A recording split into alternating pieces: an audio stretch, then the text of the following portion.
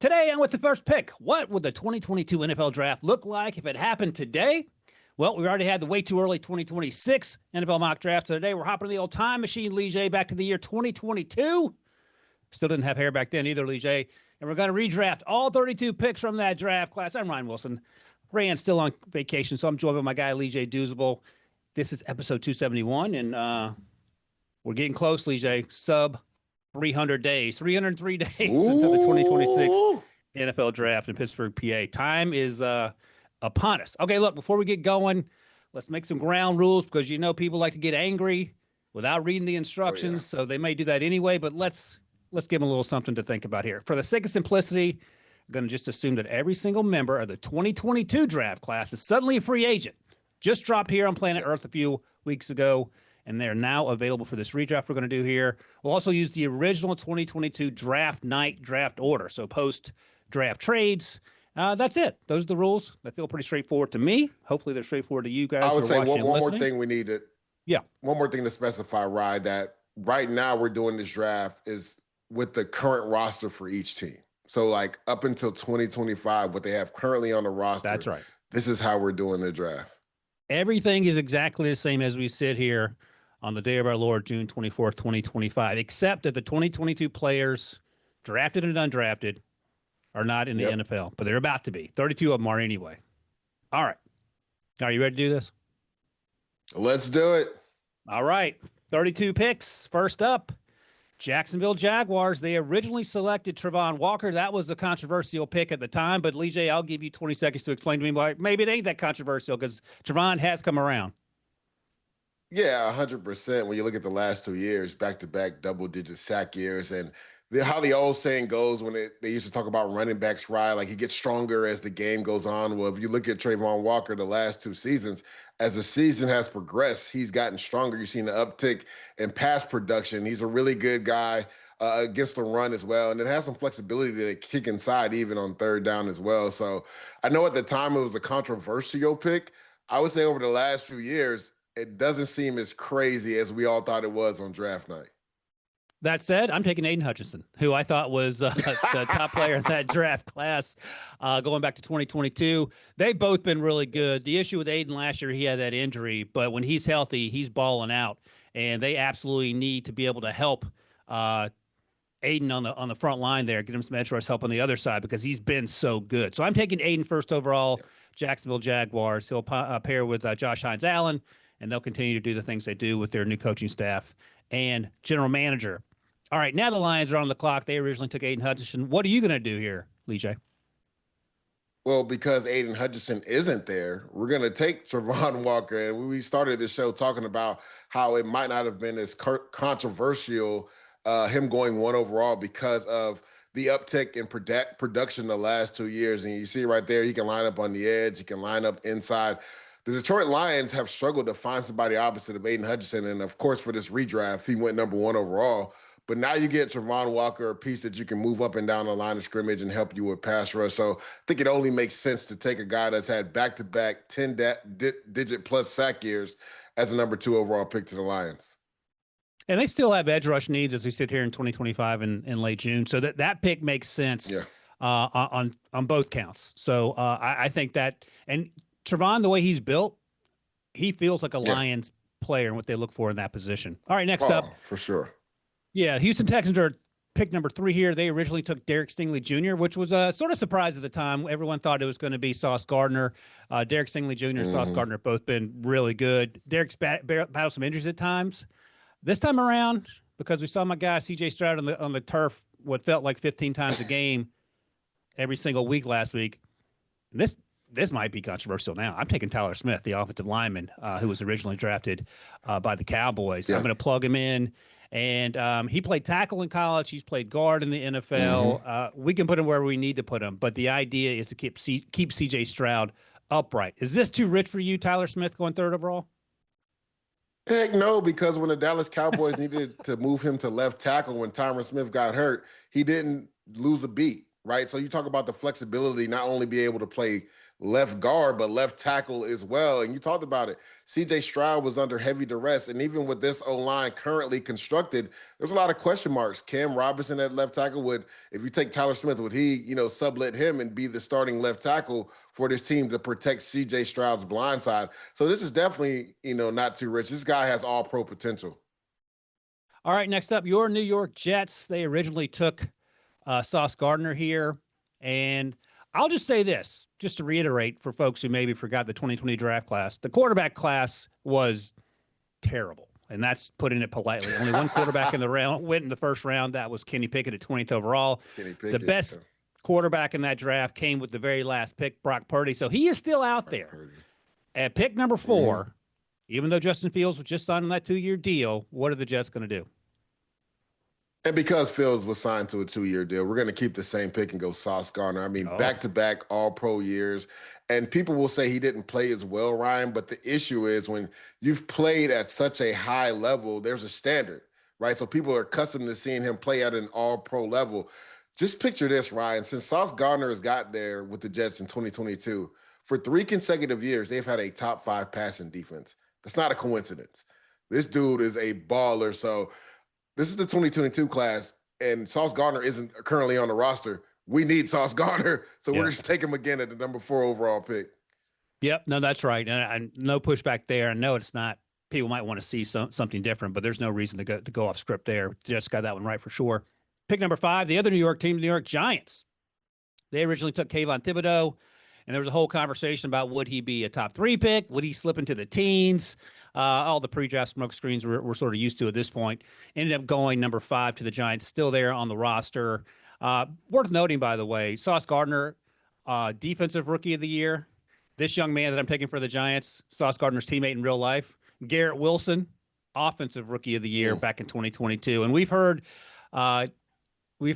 Garrett talk about the need for having some help, primarily to help him. The quarterback situation is a little improved. That's why I didn't take Brock Purdy here. They have Russ Wilson. They drafted Jackson Dart. Of course, they have Jameis Winston. But I don't hate the idea of Garrett Wilson and Malik Neighbors on the same roster. And I think Garrett Wilson wouldn't hate that idea either, even the conversation about where wide receiver U is originally based, Ohio State, LSU. So I went with Garrett Wilson here. I think that would make Brian Dable happy. It would make the quarterbacks happy, and probably make Malik Neighbors happy as well.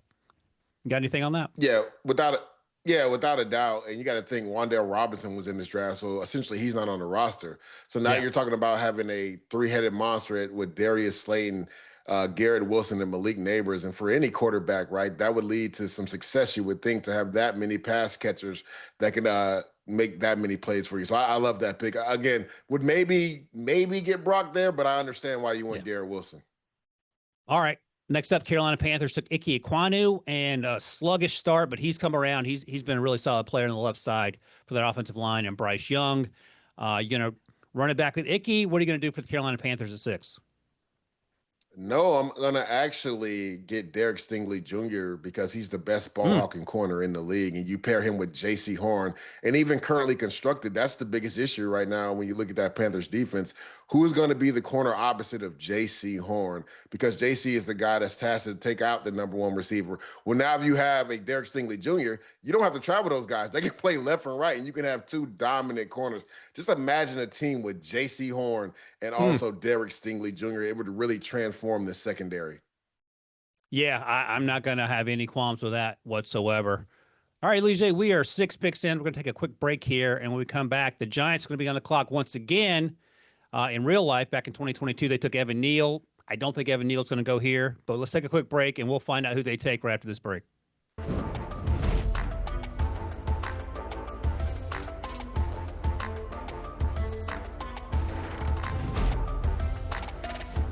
All right, Leger, we're back.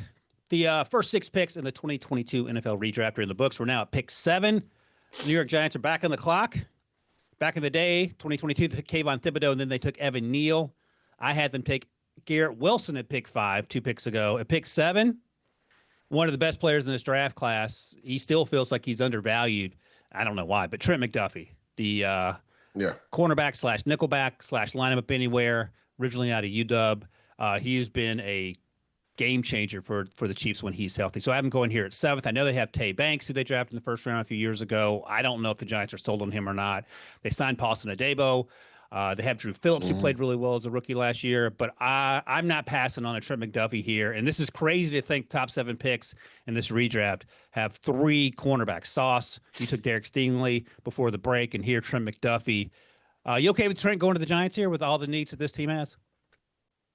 Without a doubt. You talked about it. Who knows if Banks is going to be the guy who's really struggled the last 2 years. Drew Phillips is a really good slot corner, so it'd be interesting to see because Trent McDuffie's best skill set is in the slot, and we saw that last year, him struggle at times on that outside because he was forced to be out there because they didn't have the depth for him to go into the slot. So it'd be interesting to see if this was a redraft, how the Giants would employ his skill set with Drew Phillips there, because I think Drew Phillips is only a slot. I don't know if he can really play on the outside, but Trent McDuffie has proven that he can play on the outside as well, too. So I don't mind this because the defense is their calling card, and this makes them so much stronger.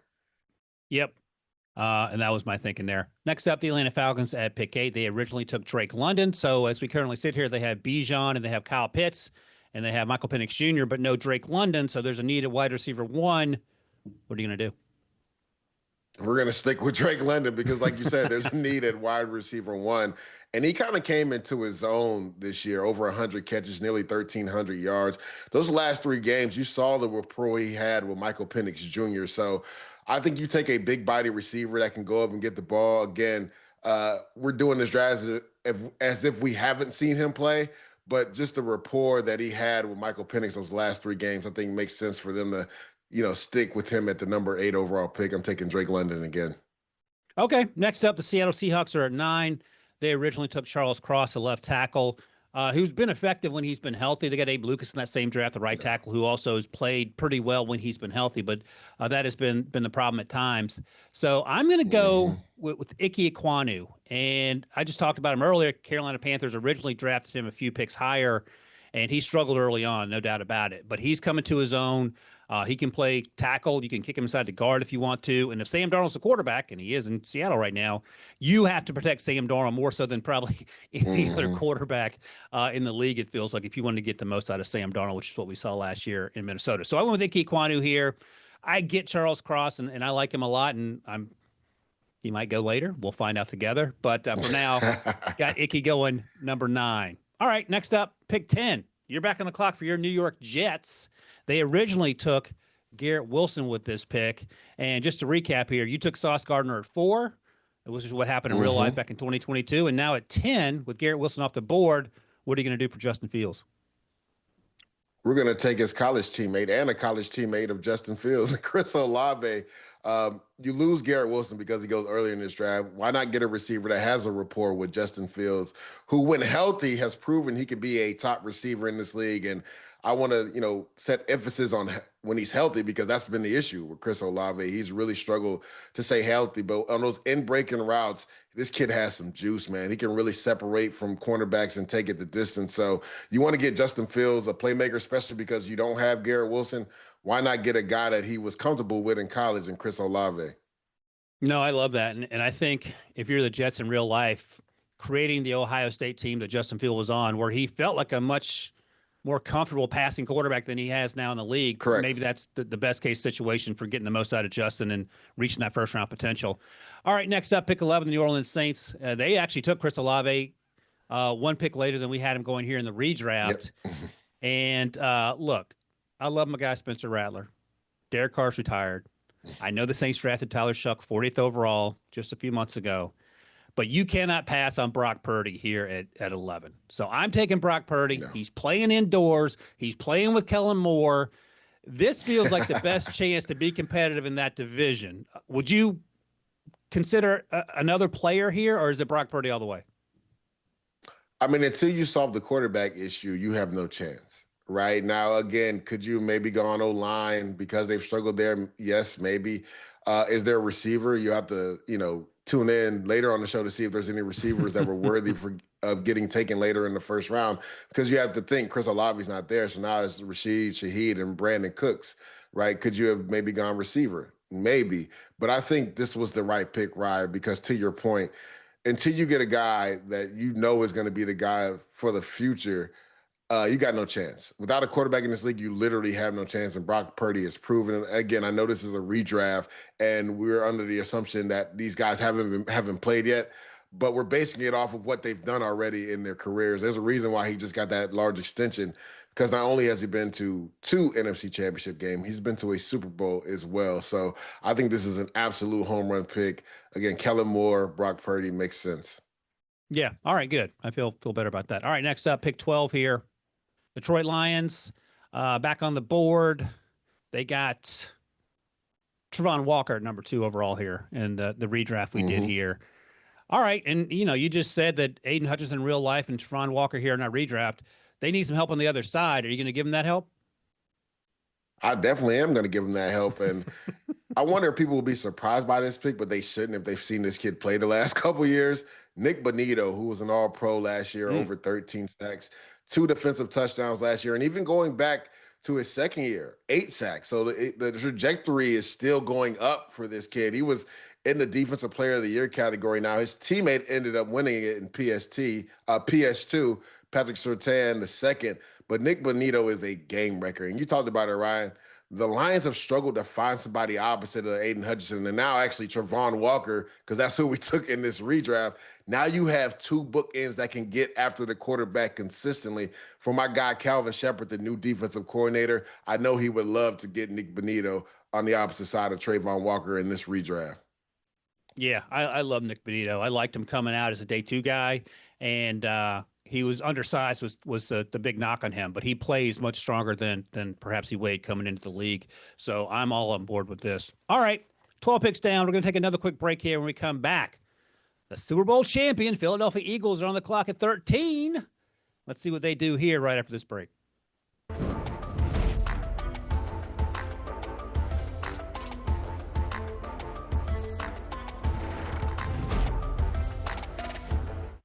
All right, Leger, 12 picks in the books. We're now at pick 13. The Philadelphia Eagles are currently on the clock as they were in 2022. They took Jordan Davis at the time.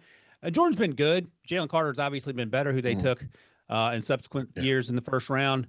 But here's the thing. And this team, it's crazy, man. This team has so few holes, but as you look at their depth chart, yeah, they have Quinyon Mitchell, who they took in the first round in 2024. Yeah, they have Cooper DeJean, who probably should have been a first-round pick. He had that foot injury, he had the pick 6. You and I have talked about him on the podcast in recent weeks. But the other starting cornerback outside, and we might see Cooper actually play more safety, is Keely Ringo. And I want to upgrade that position. So I'm going to take your guy, Reek Woolen, who ran a 4.29, I believe, coming out of UTEP, former wide receiver. He feels like a Vic Fangio outside corner, physical, long, has ball skills. Played better early in his career. I thought he was a little better last year. But I think he makes sense in this defense here. You okay with that? Oh, without a doubt, because to your point, Cooper DeJean may move to safety, which to me is interesting just because they have 2 guys I thought they were going to be vying for that position.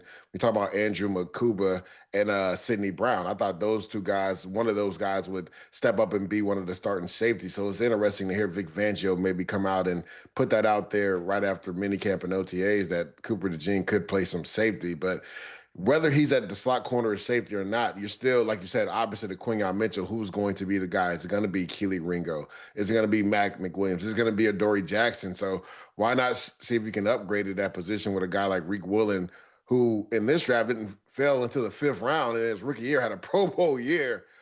Struggled a little bit his second year, but got back to being who he was last year. So this makes total sense. Again, one thing the Eagles always do with Howie Roseman, they draft usually like best player available because they give their rookies a redshirt year if they need them. Now, if they're ready to take on the big boy and put on big boy pads, they'll let them go out there. But they always give guys at least a redshirt year to go out there and have success. Yeah, last year, man, those Quinyon and Cooper had their big boy pants on at the draft. It felt like because they hit the ground running once they got to Philadelphia. Next up, pick 14 here. Look, I'm not going to call out anyone on this podcast, but I'll just say one of us has taken 2 times now the actual player that was drafted in real life. There's no way for the 3rd time you're going to do that with the Baltimore Ravens, who originally took Kyle Hamilton. You're not going to do that, are you? I mean, what do you want from me? This guy's an all-pro. Like literally, he's a Swiss Army knife for this Ravens defense, and they signed Jair Alexander this year. Imagine Kyle Hamilton not being on that roster. Just go back to last year when the Ravens were giving it up to everybody in the pass game. Zach Orr, the defensive coordinator, moved him to middle field safety just so he can control the terminology and the communication between everybody. And that defense literally took off. It reminded me of the defense that was the number one defense the year before in 23. So why would you not take Kyle Hamilton, knowing what we know now, to keep him in Baltimore and be that general in the back end? Yeah, that's right. I'm not going to disagree with that. I was just giving you a hard time. And by the way, it just goes to show that we overthink this thing, because he ran the 4.7 or whatever he ran at the combine, Kyle Hamilton did. He improved that time in his pro day. He plays so much faster than that. He's one of the best safeties in the league. And if you want to see exactly what that's going to look like, wait till Malachi Starks gets out there with him, who they drafted in the first round in real life in 2025. That's going to be a problem. Forget the AFC North. Forget that the rest of the AFC is going to have real issues dealing with that defense, and forget about Lamar Jackson, that offense, and what they're going to be able to do. All right, next up, pick 15 here. So that's the Texans. They originally took Kenyon Green, and he hasn't worked out. Now, I don't think I think they've moved on from him. They traded him, I believe. Is that right? Yeah. Yeah, okay. So they moved on from Kenyon. Yeah. Eagles. Okay, well, we'll see. I mean, he'll probably end up being a Hall of Famer now. Pick 3, they took Derek Stingley in real life. I had them taking Tyler Smith in the redraft the Texans did. Now they're on the clock at pick 15. They took Kenyon Green in real life. I'm going to have them taking Kayvon Thibodeau. So now you get some edge rush help. Yeah, I know you have Daniil Hunter. Yeah, I know you have Will Anderson Jr. That's the same situation the Giants currently have in real life with the roster of edge rushers they have after drafting Abdul Carter. You can never have enough edge rushers, and C.J. Stroud can attest to the fact that he got beat up plenty by edge rushers from other teams. So I love the idea of getting a little value on Kayvon Thibodeau here at 15. Are you okay with the combo of Tyler Smith and Kayvon Thibodeau over the original Derek Stingley Jr. and Kenyon Green? Yeah, I may have looked at the O-line just because of the issues the Texans have had, but I have no qualms about you taking Kayvon Thibodeau here because, like you said, you want to have rushers in waves, and that's what the Giants currently have. Let's not forget Daniil Hunter is getting up there in age, right? He did sign a 1-year extension, but essentially another year and a half, he's probably going to be out the door. So I don't mind you taking Kayvon Thibodeau there at all to pair with Will Anderson Jr. for the foreseeable future. All right, next up, pick 16. Washington Commanders that took Jahan Dotson. Jahan's been okay. I think he gets short shrift. He's not been bad, but I think there were higher expectations coming out of Penn State, and he is no longer with the team. I think he's still with the Eagles now, just won that Super Bowl. I'm going to spoil it a little bit here. I love this pick for Jaden Daniels with Kingsbury. Who do you have the Commanders taking at 16? Jamison Williams. And let's not forget, Ryan, when this draft happened, if not for the injury, he probably would have been the first receiver taken in this draft class. And we saw why last year, right? Because of the ridiculous explosive ability and speed that he has. You got to think this Commanders team, De'Ami Brown isn't there anymore. They need that down the field threat. And with Jaden Daniels and also with the speed of Jamison Williams, that opens so much up in this passing game and also running game for Jaden Daniels, because if that safety has to stay over the top, that's less people in the box. Jaden Daniels, if things are murky, he could take off with his legs, which we saw so many times last year for the Commanders. So I think they need that big speed receiver on the outside. They got Deebo Samuel, who's kind of like a weapon X. Also, Scary Terry McLaurin is a guy that's a great possession receiver, but can also go up and get the ball in the red zone. Get that home run threat on the outside and watch this offense truly take off. Yeah, I mean, this team feels like a deep playoff team already, but with the addition of J-Mo and replacing Jahan Dotson, it feels even better in that sense. All right, next up, L.A. Chargers at pick 17. In real life, they took Zion Johnson. Zion Johnson's still on the roster. His fifth-year option wasn't picked up. He's played guard primarily, little look at center. I think this year's what they're thinking. Maybe Bradley Boseman's also listed as a starting center. Zion came into the league as a left tackle at BC, and he was a lot of fun to watch as an undersized left tackle, but his future's inside. But he's not on the roster, so it doesn't matter. So I'm taking Tyler Linderbaum, who was the first-round pick of the Ravens. Plug and play, let's go. He feels like a Jim Harbaugh guy. They're going to run the ball. He's going to be able to protect Justin Herbert and those weapons he has, and my guy Ladd McConkey and Quentin Johnston. And the running game with Amari and Hampton, who they have. They have Najee Harris. So I think this is if not the final piece, it's getting close to one of the final pieces, putting this offense together and getting to where they want to go. Yeah, this is the only question mark when you look at this Chargers offense, right? Is the interior three, more specifically, is Zion Johnson going to be able to make that change to center and be effective? We saw him take some snaps at the Senior Bowl, Ryan. That was his first time doing that as well. And I think that's kind of like what shot him up draft boards, because he was dominated at guard, but then people were like, oh, he's versatile. We could put him at center. So Tyler Linderbaum has just been a home run pick for the Ravens. And again, I know this is a redraft, but I think I love the coincidence in this, right? Because Greg Roman was the offensive coordinator for the Ravens. He ends up going to the Ravens. Now he gets Tyler Linderbaum with the Chargers. So you know that would be a perfect fit in how they want to run the ball. Tyler Linderbaum will just get after you. And I think people overthought him as well, too. They were talking about his size, his arm length. None of that matters when you're a dog, and that's what Tyler Linderbaum is. Yeah, people undervalue the center position in the first round until you find out your center's not very good and you need one. And then you see Creed Humphrey and what he looks like. You see what Tyler Linderbaum looks like, and then you suddenly reevaluate the importance of that center. All right, next up, pick 18 here. And of all the picks so far, at least, this one might be the most volatile. I'll just put it that way. Tennessee Titans desperately need to get some speed on the outside. They drafted Elic Ayuminor, so they have a possession receiver on the outside, and they have Chigakonkwo, who they drafted a few years ago, is an athletic tight end. Treylon Burks has never been known as a burner. He's healthy finally off the ACL. Who are you getting to help Cam Ward pick 18? I mean, the one thing they're missing is a big body receiver that can go up and get 50-50 jump balls. And I don't know if there's a better receiver in the league at doing that than this guy, George Pickens, who went in the second round in this draft. So just imagine that arm strength that Cam Ward has. And George Pickens was always worried about getting opportunities. You ain't got to worry about that with Cam Ward. He's going to get the ball on the outside. You talked about Calvin Ridley being a guy that's probably going to do most of his damage in the intermediate part of the field. Now you have a guy that can really get down the field and go up and get those 50-50 jump balls. So I think George Pickens makes so much sense for what the Tennessee Titans are lacking on that offense.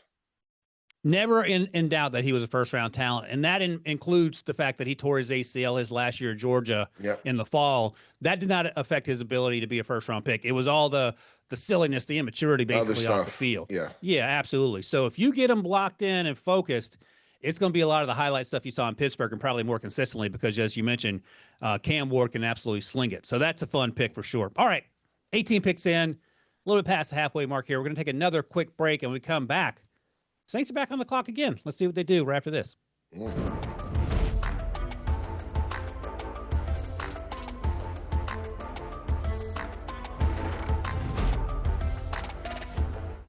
right, Lee J, down the home stretch here. New Orleans Saints back on the clock.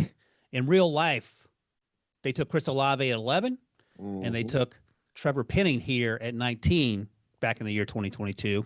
In the redraft, at pick 11, hadn't taken Brock Purdy, home run. This time at pick 19, going to pass on Trevor Penning. No disrespect, Trevor, but I'm taking George Karlaftis, who had not played a lot of football coming out of college when the Chiefs drafted him in the first round. And they saw something that I didn't. Not necessarily a surprise here, but he has grown into the role, and he does a lot of things really well on that front four. And I think he makes sense here, Lee J, because Chase Young is currently listed on the roster as an edge rusher. They have Carl Granderson, but they need to get better at edge rusher and getting after the quarterback. And I think Karlaftis provides that. And I love the idea of him next to Brian Brzee, their former first-round pick, who plays inside, and creating a little juice there in the front four. Yeah, and this could potentially be Cam Jordan's last year, who's been an all-time great Saints, and honestly, most likely will be a Hall of Famer. So you get a guy like George Karlaftis, and Ryan, we talked about this when this draft came out. He's a technician, but there wasn't a lot of film on him, so you just didn't know how it would transition at the next level. Boy, has it transitioned. He has been the model of consistency. I think the Chiefs had a home run pick when they took him later on in this draft. I think the Saints would love this pick as well. Yeah. It just feels right. And the idea of getting a quarterback and an edge rusher, there are worse ways to make it through the first round. All right, next up, pick 20 here. My Pittsburgh Steelers originally took Kenny Pickett, who won a Super Bowl with producer Sharon's Philadelphia Eagles. I'll just leave it at that. Kenny Pickett is now in Cleveland, where he is fighting for a job with a full quarterback room there. What are the Steelers doing here in 2022, this redraft at pick number 20? I mean, they would love if Brock Purdy was still on the clock, but he's long gone, right? We talked about this in the beginning of the show. This draft class has really struggled at the quarterback position.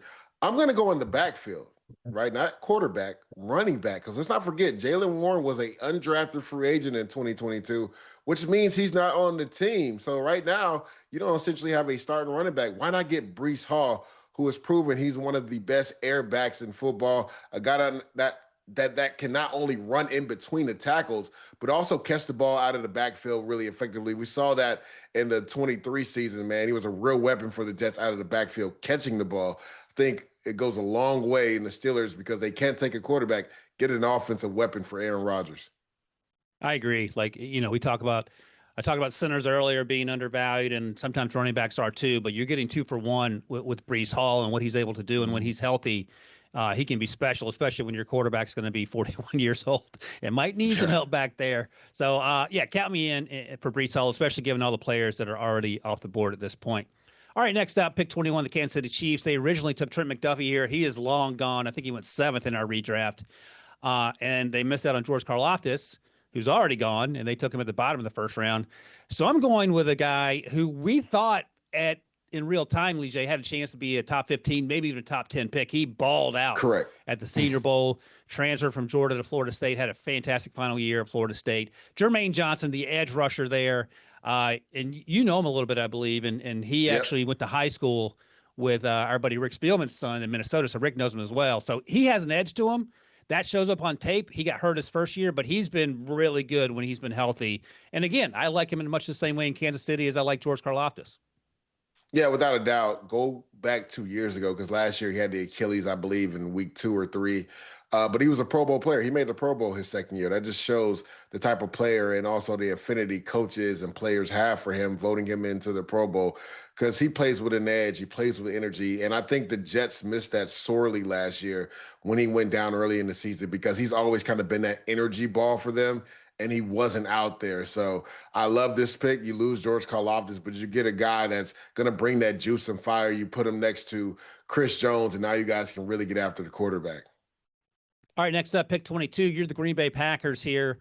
They took Quay Walker, the linebacker out of Georgia, originally insane athlete. No surprise, Georgia defensive player, able to be a sideline-to-sideline guy. And he has gotten better each and every year, I feel like. But they do have Edge Cooper, who they drafted in the second round in 2024 in real life. So what are you doing here for the Green Bay Packers?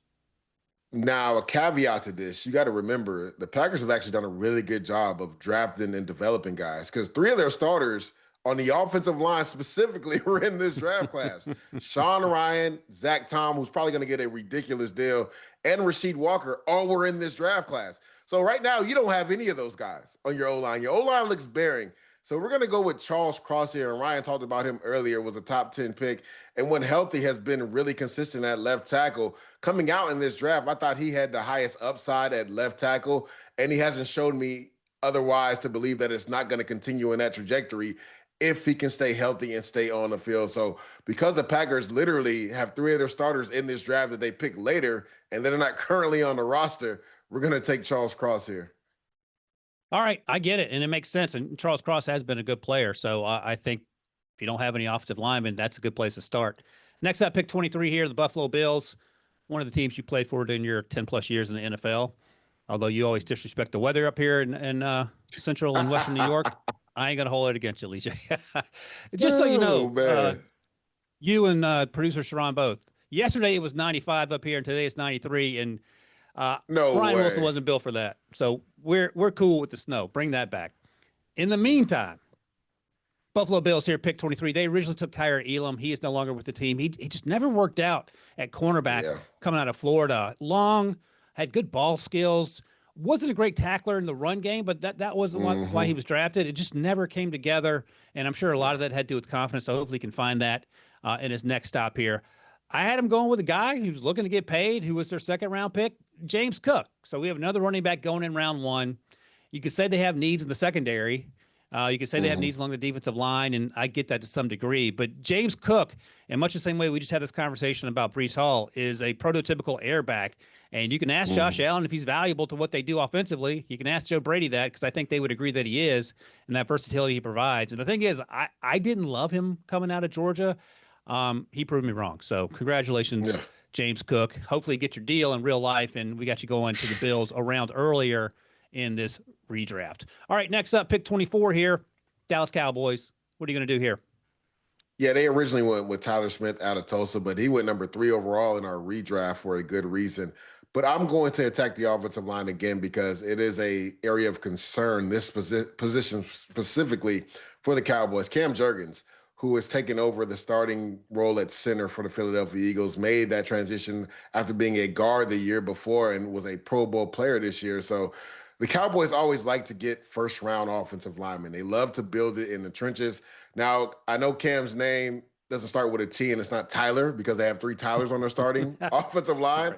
But Cam Jurgens is a really good player. I believe, if I'm not mistaken, Ryan went 3rd round to the Eagles in this draft in 22, but it's proven to be one of the top centers in all of football. So he sure is up an issue for them. Right now, Cooper Beebe's there. I think we can get an upgrade by getting Cam Jurgens. Yeah, pick 25, the Baltimore Ravens. That Cam Jurgens pick actually changes our draft board because we didn't have Tyler Linderbaum. He's already gone. That's who the Ravens drafted in real life. In the redraft, he's off the board. So we need help at center. We have Kyle Hamilton at pick 14, redraft as well.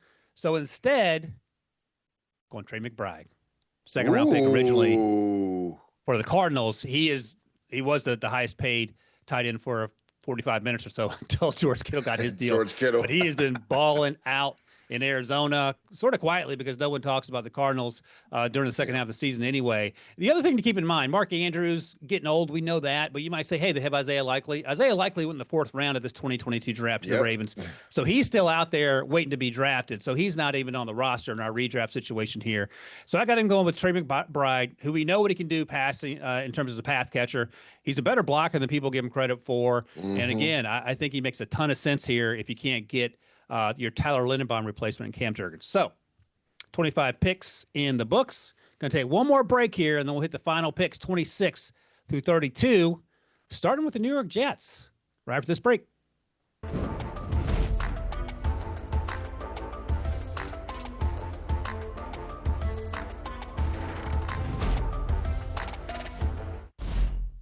All right, Leger, down the home stretch here, pick 26. The Jets are back on the clock again. In real life, they traded back into the 1st round back in 2022 to get Jermaine Johnson to go along with Sauce and Garrett Wilson, and that was an absolute home run draft for Joe Douglas. He's obviously no longer there. At pick 26 this time, they took Jermaine Johnson, as I mentioned, but what are you going to do in our redraft? Yeah, because you snaked me for Jermaine earlier in this draft for the Kansas City Chiefs. I'm going to take another edge guy, Boye Mafe, who, if you go 2 years ago, had 9 sacks, was banged up a little bit last year, so the sack production wasn't as high, still had 6 sacks, so very effective edge rusher. He ended up going in the 2nd round to the Seattle Seahawks. I know me and you, I really liked him at the Senior Bowl, and that's kind of where his trajectory kept going north at the Senior Bowl. He was almost unblockable at times there, coming from Minnesota. So Boye Mafe, you don't get Jermaine Johnson. You need another edge rusher next to Will on the outside. I think Boye Mafe makes a lot of sense. Yeah, I like it. So originally the draft in 2022 for the Jets was Sauce, Garrett, and Jermaine, and this time around it's Sauce, Chris Olave, and Boye Mafe. And that's only because Garrett Wilson and Jermaine Johnson were both off the board in the redraft because we knew what they were going to end up doing. All right, next up, pick 27 here, the Jacksonville Jaguars. Aiden Hutchinson is who they took 1st overall in the redraft. This time around at pick 27, back in real life, 3 years ago, they took Devin Lloyd. I got a pick in safety, Kirby Joseph out of Illinois, 3rd-round pick of the Lions. I liked him a lot coming out. He didn't run coming out. I know some teams were irked by that. They didn't have a sense. And that was a little, 3 years ago, more guys ran than sort of don't run now. So that was a relatively new thing. But he can run. He's proven that the last 3 years. And the Jaguars secondary is coming together. They have Travis Hunter. We'll see what the split is between offense and defense, but he ain't playing safety. He's going to probably play outside. I love the idea of Kirby Joseph being that center fielder. Love him on the Lions, but I love it especially on the Jaguars. Without a doubt, led the NFL in interceptions last year. His trajectory has only gone up the last couple years, and the Lions were smart to lock him up to an extension. And you talked about it, right? You got Jordan Lewis that you brought over in free agency. Travis can play on the outside. Tyson Campbell's still there. You need that middle field safety ball hawk, and I believe that's what Kirby Joseph can be for the Jacksonville Jaguars. So I love that pick, Ryan. All right, pick 28. The Green Bay Packers, as you mentioned, their three offensive linemen taken in 22 are not on the roster. Yeah. So they took Charles Cross with their first-round pick. That was originally Quay Walker. At pick 28, in real life, they took Devontae Wyatt back in 2022. But this time, we're still going to bolster the O-line? We have to. 3 of our starters are in this draft, and we don't have them currently. So Bernard Raymond, and I'll be the first to say this. I think too many people don't admit their faults. I was not high on this kid coming out at all, right? And I think we both talked about that at the Senior Bowl. But he's been a wealth of consistency at the right tackle position for the Indianapolis Colts. So I was wrong about Bernard Raymond. He has been a baller at right tackle. And we talked about it. The Packers had 3 starters from this draft class. They don't have them. Well, you got Charles Cross, right? Now you got Bernard Raymond. Now you have bookend tackles for Jordan Love. You don't think he would love that? So I think Bernard Raymond makes a lot of sense for the Packers at pick 28. Well, I'm going to be humble and honest here, too. I love Bernard Raymond coming out, so I had it right. I probably got one right. Well, I missed on about 4 or 5 so far in this conversation, so I'll be happy to take that. He's a little older, too. Hadn't played a lot of football. Yeah. Played with Gedeke in college, who is now correct in Tampa Bay. So they actually had a surprisingly good offensive line there in Central Michigan. All right, next up here, pick 29, the New England Patriots. In real life, at the time, we thought, maybe they knew more than everyone else. They took Cole Strange. They didn't know more than everyone else. Cole's battled injury. But I'm going to have them select here, pick 29, Zach Tom. And we've talked about him, who was a day 3 pick. We're talking about him in terms of him being a starter in Green Bay in real life. Obviously not in this redraft because he's in this 2022 class here. He can play tackle. He can play guard. He can even take snaps at center. And that versatility I love on an offense that's obviously trying to feature Drake May and now has Mike Vrabel there as the head coach. So Zach Tom felt like a pretty easy pick for me here. All right, next up, pick 30, Kansas City Chiefs. This is where they took Karlaftis at 30. He's been long gone in this redraft here. Yeah. Who are you going to have him taken here at pick 30? So this is interesting, right? Because at 30, Karlaftis is gone. They also don't have Trick McDuffie because he was taken earlier in this draft as well. So there's a glaring need at corner. And we talked about around, I think 3 corners win the top 10 in this draft. Yeah. All of them have been Pro Bowlers. So, I mean, no surprise there. And then I think Tariq Woolen went like 3 picks after, like at pick 13 to the Eagles or something like that. So I'm going to go Kyler Gordon, teammates of Trent McDuffie. So there's, some sequencing there as well. Really tough slot corner. Actually just got paid. I mean, he's one of the most physical tacklers at the corner position in the slot in the league. Love his skill set. Can play on the outside, but he masters in the slot. And right now with Trent McDuffie not on that roster, that's exactly what the Chiefs need. It's so funny again, Ryan, because they went to the same school, and Trent McDuffie was the guy that would slide in to slot on 3rd down, and they would blitz him off the edge. I don't think a lot of people knew that Kyler Gordon had that similar skill set as well. Like some dime packages, they would have him inside. But he's been a great player for the Bears. It took him in the 2nd round, and he's really held down that slot position for him. All right, pick 31, the Cincinnati Bengals here. Jordan Davis is sitting there. I'm taking Jordan Davis. I'm not going to overthink that one. They need help along the defensive line. He fills that need. They took Dax Hill originally. And then at pick 32 here, got 30 seconds left here, Leger. Who are the Vikings taking? They originally took Lewis Cine out of Georgia. Yeah. Who are you going with? Oof. I'm going with Alontae Taylor, and I know they have Byron Murphy who can slide inside, but I would keep Byron Murphy on the outside. You got Isaiah Rodgers, and now you got Alontae Taylor, who's been one of the best slot corners over the last couple of years. Had some struggles last year, but you go look at his tape the first 2 years, man, he was dominant in the slot. Absolutely, and he's a fun way to end it at pick 32 out of Tennessee. Can play outside, can play inside. That's it. 2022 redraft in the books. Some surprises. Only one quarterback, Brock Purdy, Mr. Irrelevant in real life. I'm sure Kenny Pickett was going to go at top of the 2nd round, but we'll have to wait and do that redraft later. Thanks to my guy, Leger Douzable, for joining me here. And you can check out With the First Pick wherever you get your podcast, scan that QR code, and we will see you guys in the next one.